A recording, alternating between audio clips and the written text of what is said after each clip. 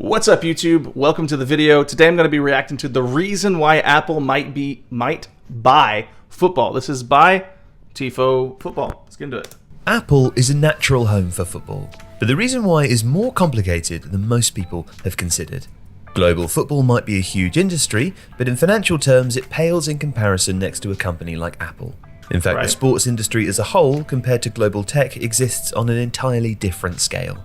Which all begs the question, when Apple already makes much more money in other industries, why are they actually interested in football? All right, let's hear it.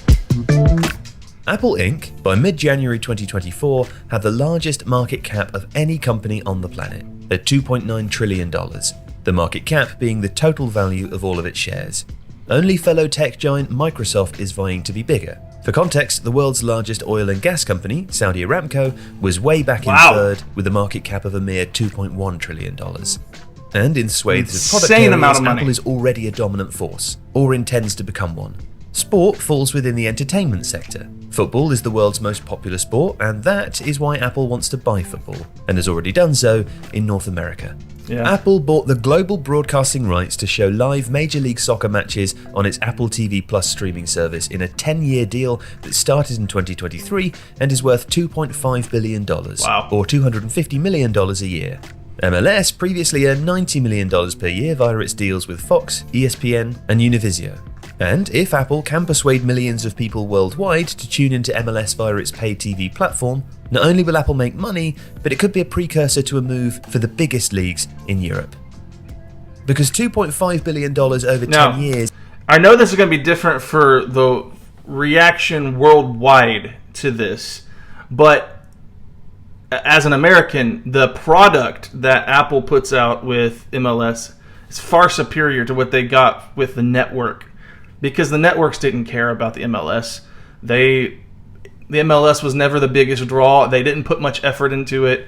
They have already big networks. And so Apple Plus has put a better viewing experience for fans. But that's not, we'll get into it. Is not a risk for Apple. The company, across all of its sectors, had revenues of nearly $400 billion in 2023, and net income, effectively profits, of $97 billion. In November 2023, Apple had $162 billion cash in hand. Now, a one-month subscription to Apple's MLS coverage costs $14.99 in the USA, or $99 a year. In the UK, that's £14.99 a month, or £99 per year. And it's the same figure in euros in mainland Europe. There are occasional deals to buy it cheaper, but Apple makes tens of millions a year more from sponsors of its MLS coverage. The company needs roughly 2.5 million paying fans per season to recoup its £250 million annual rights fees, and could almost be there already in year 2 of 10. Ahead of further interest induced by the North American World Cup in 2026. Yet the truth is, this venture is more about feeding an Apple ecosystem with new customers for all Apple products over time. It's also about content for a streaming service that's growing and broadening.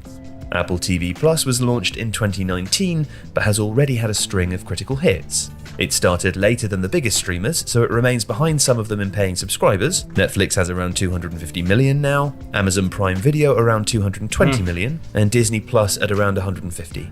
Apple has 25 million paying subscribers, but some 50 million more can access it via third-party offers, or for trial periods having bought Apple hardware. And arguably, Apple's first major foray into football already happened in August 2019. Ted Lasso! Screening its original comedy drama, Ted Lasso. It won back-to-back Emmys and became a monster hit. A study by Nielsen Ratings in early 2024 found that Ted Lasso was the most watched original show from any streaming service in 2023.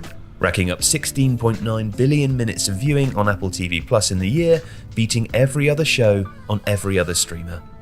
The channel made its first move into live sport in March 2022, after doing an 8-year deal worth £85 million per year, or $595 million in total, for the rights to show 2 live Major League Baseball games each Friday. And in June of 2022, Apple and MLS announced their 10-year tie-up would start in 2023. Now, of course, other tech giants are already involved in Major League Sport live rights. Right. Amazon Prime are paying $1 billion a year to show NFL games on Thursdays. YouTube are paying $2 billion a year to show NFL games on Sundays. But in a fillip for Apple, in their first season of broadcasting MLS, Inter Miami signed arguably the greatest footballer of all time, Lionel Messi. And in June 2023, just shy of his 36th birthday, Messi announced his intention to move to Major League Soccer, formally joining in July 2023. At that point, it's understood Apple already had almost 1 million subscribers to their MLS offering. In the week that Messi actually joined Miami, Apple signed up 110,000 more. And by mid-August 2023, Inter Miami co-owner Jorge Mas tweeted, "The Messi effect is real. Subscribers to MLS Season Pass on Apple Doubled. TV have more than doubled since Wow. Messi joined." This was retweeted by Apple CEO Tim Cook. On this basis, the MLS offering was at, or around, 2 million subscribers by summer 2023. And there are myriad benefits to Apple TV Plus to be gained from Messi. They will make a 4-part documentary series with him, which will be publicized to his 500 million social media followers. Apple will also have access to dozens of clubs and star players for feature programming. And all of those benefits are before you consider the potential ramifications of the $3,500 mixed reality headset called the Apple Vision Pro. Apple markets the Vision Pro as a spatial computer.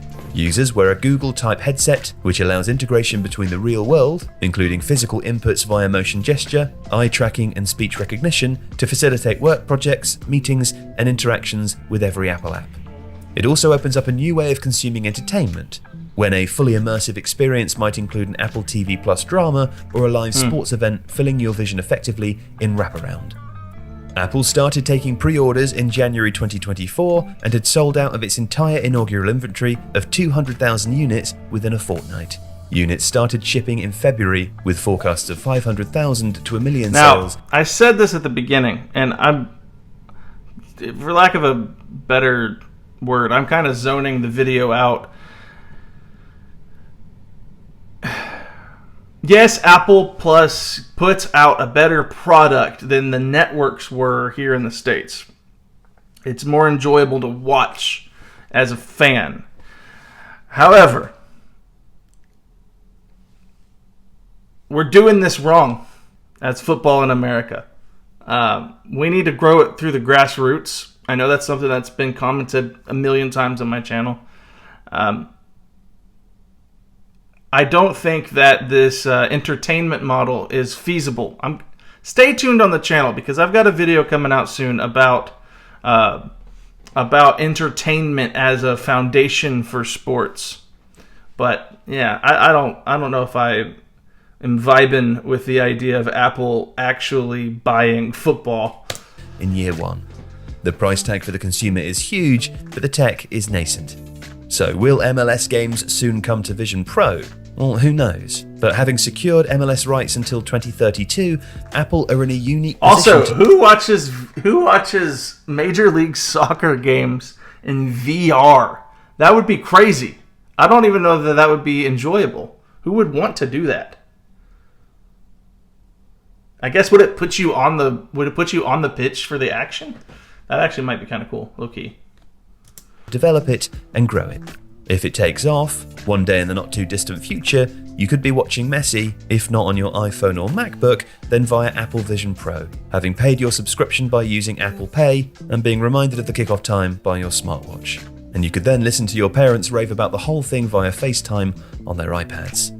If you like this video, please consider subscribing to the channel. The Athletic is home to some of the world. What was the fruit that Adam and Eve ate that basically destroyed the world and brought the wrath of God upon us?